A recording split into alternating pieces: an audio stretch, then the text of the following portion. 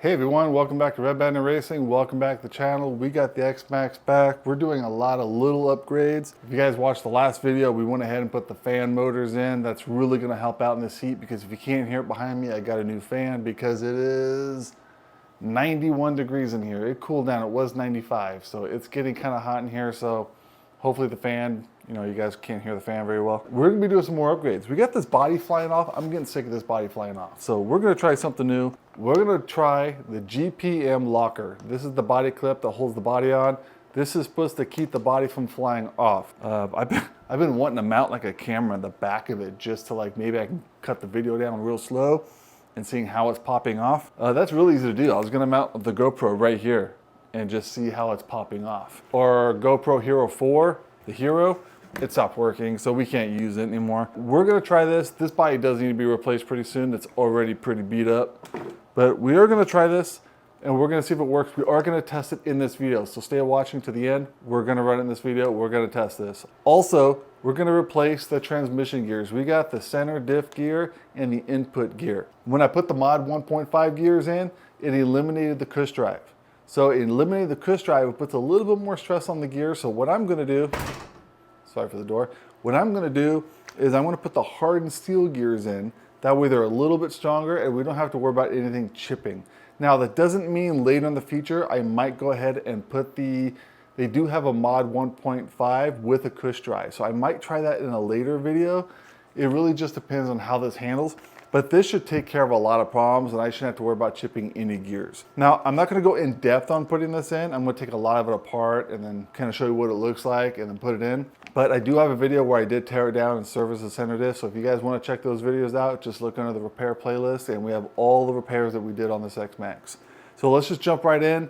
Let's throw this stuff in, see how it looks, and then go out and take it for a rip. Let's check this out. Hopefully you guys can't hear that fan right now because it's kind of pointing right at me. Let's check this clip out. Now this is made of aluminum and it does have a spring release. So you would pull the spring up and then twist it like that. That's gonna keep that from popping off. Made of aluminum, really nice. This is actually really, really nice. So hopefully this works. If this works, man, that is such a game changer. I'm not gonna have to walk over and put my body on every single jump. All right, and as for the gears, GPM does make a lot of great stuff, so we've been using a lot of their products. Let's check this out. Now this is the 5120. I am sticking with the 5120. I believe it was a 47, no, it was the 4724. 4724, I believe, was the stock.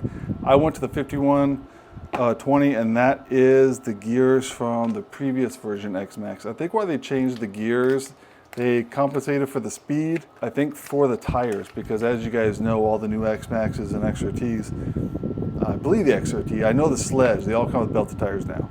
So, but these are the hardened steel, really, really nice machine gears. Really starting to like how GPM does it. So yeah, we're gonna throw these in. I say throw them in, but that's kind of an extensive job. Because in order for me to throw them in, as you guys can see, I'm gonna have to take the cover off to get the spur gear out. Once I get the spur gear out, I'm gonna have to loosen the rear chassis and remove the rear chassis. Once I have that removed, I have to separate the bulkhead from the top shock towers, and then I can get to that center diff.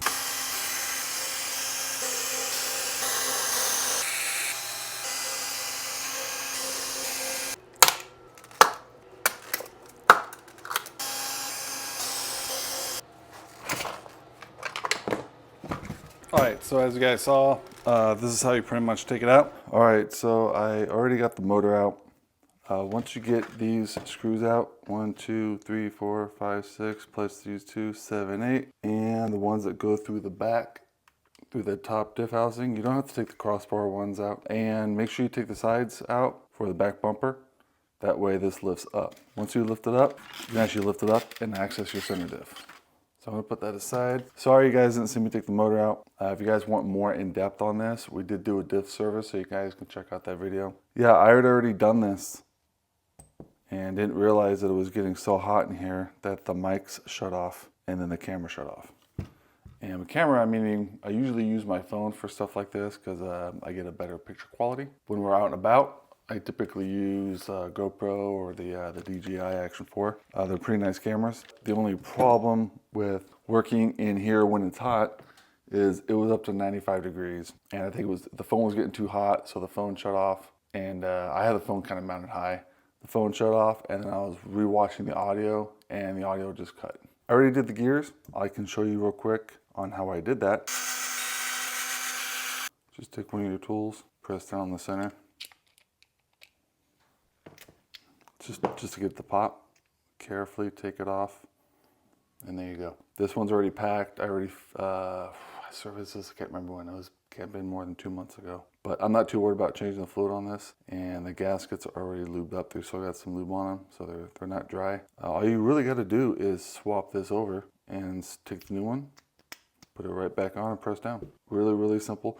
Now, I do want to note, these right here are the 5120. The stock is a 4724. I think it's a 4724, 4724. The ones that I have in there, these are actually the 4724.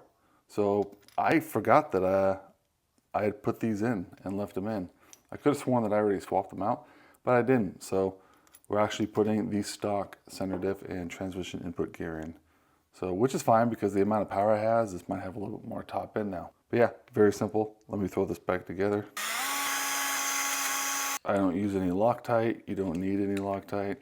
Even though this is going into aluminum, they don't come loose. So you don't have to worry about that. As for the gear, you pull the old one off, you pull the bearing off, pull the old one off, put the new one on, put the new bearing on, and you're done. Very simple, very quick. So let's go ahead and throw this guy in real quick, and let's get that body clip on. All right, so real quick, I've been spinning this around, holding it down, spinning it, and there's a couple spots right there. See how it binded a little bit? These gears are binding just a little bit, and if you look really close to the teeth, some of the teeth have imperfections, and that may have been just a casting problem. You can see right there, like that one right there. But you know what? It felt really tight, so see right there. We're just gonna have to go with it, see what happens, but maybe the teeth will kind of wear in a little bit, but it definitely feels like it was binding, so I just wanted to show you guys real quick. Definitely don't have a problem with the stock ones. These ones were just fine. I went ahead and put these back in actually, just to test it, and these are completely fine. So it's gotta be something with the mesh on the GPM. But hey, we're gonna, right there, see? Kind of stopped. But hey, we're gonna run it, we're gonna see what's gonna happen, and if it fails, it fails.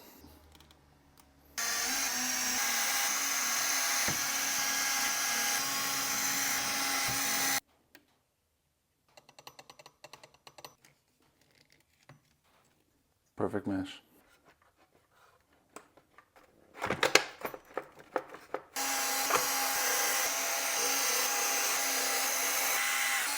All right, now for this body clip, let's go and take this old one off.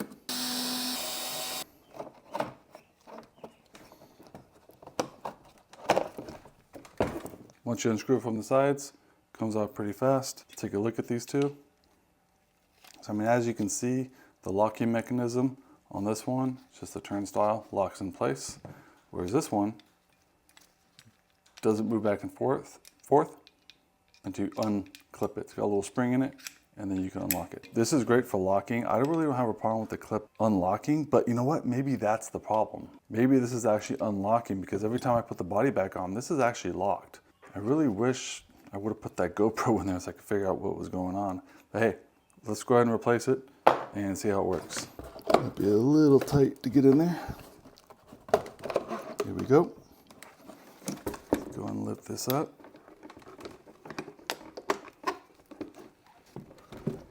We're gonna have to see how that's gonna work once I have it in. Yeah, we'll see how that works once I have it locked in. Let's go ahead and screw it in real quick. Now this is going into aluminum, so you can make sure it's snug, but I wouldn't crank it down. I think it's okay. I think what it is, it's gonna be a little tight because I have my body shoe glued, so it's probably a little tight. All right, let's put it on and see how well it clips.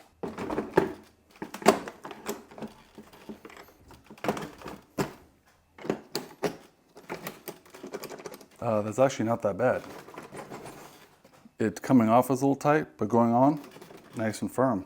All right, let's take this out for a rip.